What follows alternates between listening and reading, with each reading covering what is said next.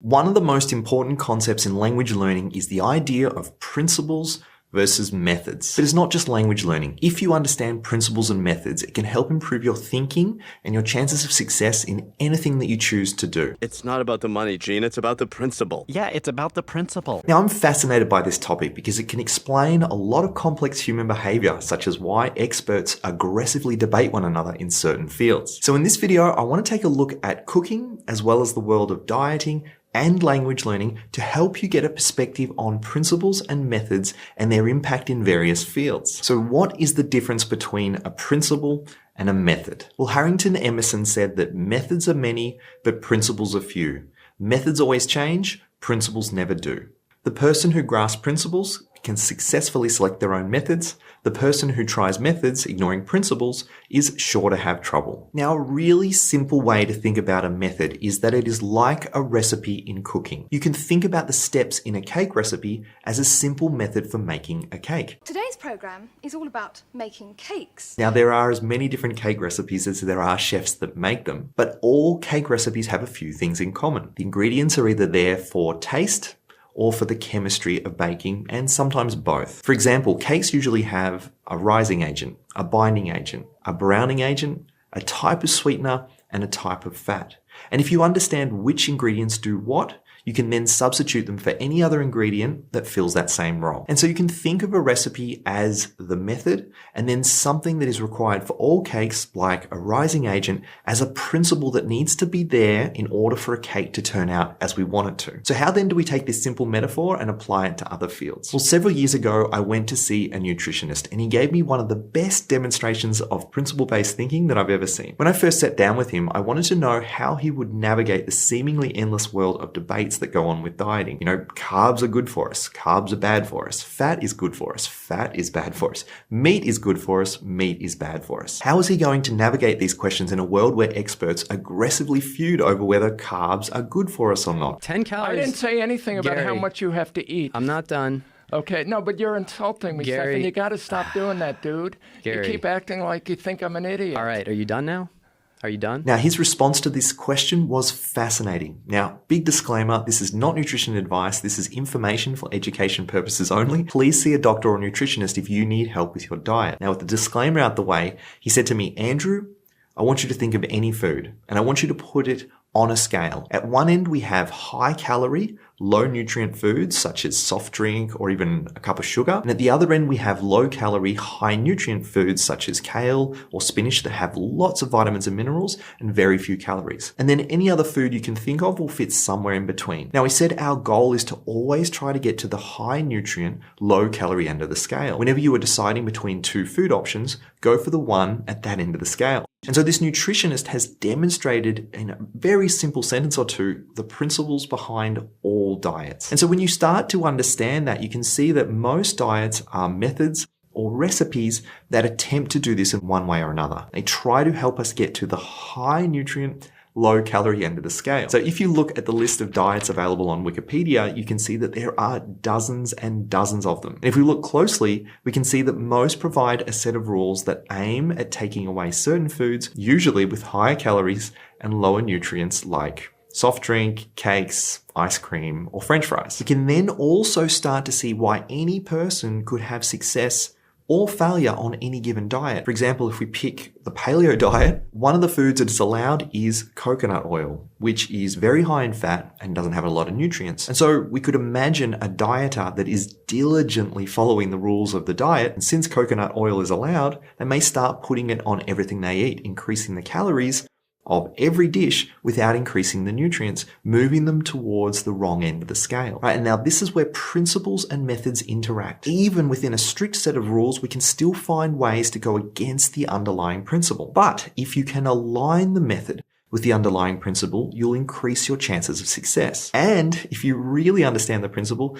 then you may even be able to ignore the method entirely. Okay, now let's talk about language learning. You've seen that methods look like a recipe and that principles are true for all recipes. Now, I often get asked, Andrew, what is the best language learning method? Well, my answer to this question is wrapped up in everything that we've discussed so far. Any method can work or fail if we are breaking the underlying principles. And similar to the Wikipedia article that gives us a list of common diets, we can find lists of language learning methodologies that are as equally as long. There are methods out there like the audio-lingual method, the automatic language method, oral situational language method, the directed practice method, the grammar translation method, the series method, the crosstalk method, the direct method, the content-based instruction, the structural approach, Suggestopedia, communicative language teaching, CLT, total physical response, TPR, the gold list method, the silent way, community language learning method, immersion, yes, immersion, task-based language learning, the natural approach, the lexical approach. So as you can see, it goes on. And at Real Fast Spanish, we describe the method that we use in our classroom as conversation hacking. Now, all of these methods, like the methods in dieting, are all attempting to help a student move towards the principles of language learning. And similar to the world of dieting, people can have success or failure using any method on this list, including immersion, depending on their circumstances. So what are the principles of language learning? Well, taking a step back, there are two essential principles for learning anything, which are principle number one, readiness. For readiness, if a student wants to learn anything, they have to be in a state that is conducive to learning. If you are stressed, distracted, frustrated, anxious, nervous, sleep deprived and tired, then learning is going to be difficult. Now, I often tell students when they're feeling overwhelmed to go away, have a night off, try to get a good night's sleep, and then come back when they're feeling better the next day with a fresh set of eyes. Now, this will help improve their readiness to take on new learning. Now, like the world of cooking or dieting, there are lots of ways a student can improve their state to get ready for learning. It might be going for a walk, it might be listening to music, it might be meditating, going to the gym. If you can understand the principle, then you can select your own method. Now that said, it's interesting how some language learning methods attempt to improve a student's state to be more receptive to learning. For example, with Suggestopedia, the method states that the physical surroundings and atmosphere of a classroom are vital factors in making sure that a student feels comfortable and confident. Now, in contrast with, say, immersion, often the rule in the classroom is strictly no English. You have to attempt to understand the Spanish you are hearing, and you have to respond to questions in Spanish, no exceptions. Now, this can be really stressful, anxiety-inducing, and frustrating, and it can lower a student's readiness to take on new learning. Now, I'm picking on immersion, and I picked on immersion a few weeks ago when I was saying that short-term immersion programs also work against a key principle of memory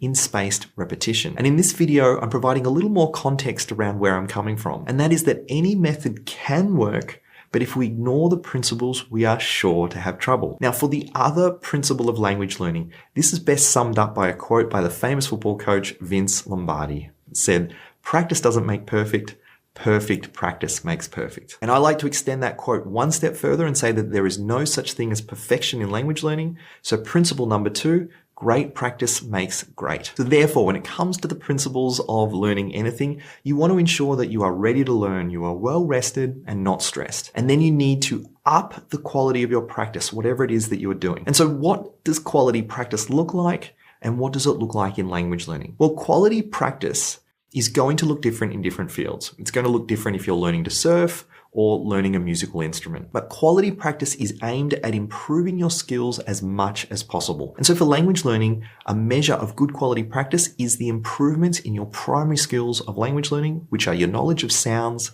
vocabulary, and grammar. All language learning methods are attempting to do this in one way or another. And like my nutritionist said, when you are weighing up two food choices, go for the lower calorie, higher nutrient option. I'm saying that when you're weighing up two different activities for working on your Spanish, then go for the option that will do a better job of improving your knowledge of sounds, vocabulary, and grammar. Go for the option that will up the quality of your practice. Now, if you are experimenting with different language learning methods, then I encourage you to take a conscious assessment of whether the language learning method is improving your vocabulary and grammar or not. Now, this is often hard to do. Think of the paleo dieter that is adding coconut oil to every dish. It can take a bit of self-reflection and a critical deep dive to assess whether the method you are using is resulting in improvements in your primary skills of language learning or not. And if it's not, you may need to adjust how you are using the method so that it better lines up with the underlying principles of readiness and high quality practice, or you may need to switch methods. Okay,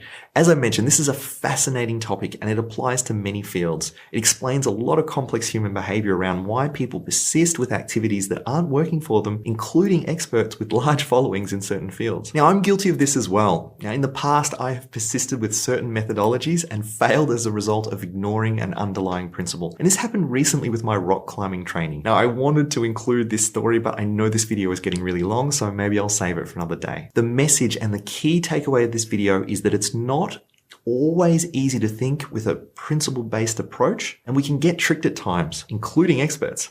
But trying to think and choose activities based on principles should always be the goal. When I want to learn something new, whether it be something related to dieting or rock climbing or any of my other hobbies, I think it is great to look for experts that focus on principles and aren't deeply invested in one particular methodology. That way you can increase your chances of success in anything that you do. Okay, please let me know what you think of this video. Should I do more videos like this? Should I cover some of the themes that I discussed in this video in more detail? Please let me know what you think in the comments. Also, if you like the video, then give it a like and please subscribe if you aren't already. Okay, until next time, habla mejor, entiende más.